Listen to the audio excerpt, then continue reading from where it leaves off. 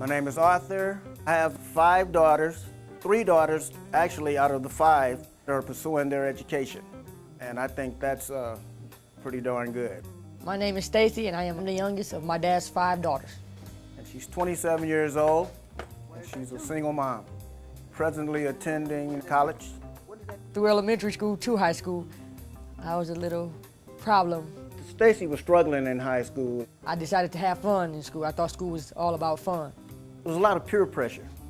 I had some behavior issues, so sometimes I was kicked out of school. We put her in a school that was more conducive to what we felt would help her along the way in life. That was my 11th grade year, and although I got in trouble a lot, I knew what I had to do. She had a teacher that saw her potential.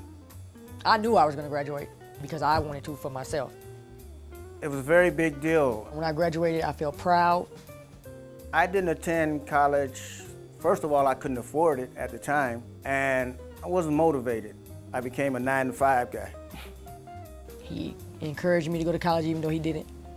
You know, there are so many kinds of different job opportunities that they're high tech, you know, and you have to be educated in that field, in these different fields, whereas as opposed to me, I'm a bus driver, you know. My plan was to get my own apartment, my own vehicle, my own job, and my own identity, I guess. Okay.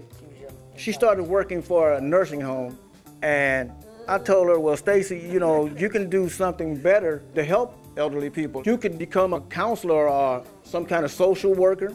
And in this day and time, there are a lot of things presented to, you know, a minority family that I didn't have as a kid. There are all kinds of grants that you can utilize, all sorts of different kinds of scholarships that they offer minorities.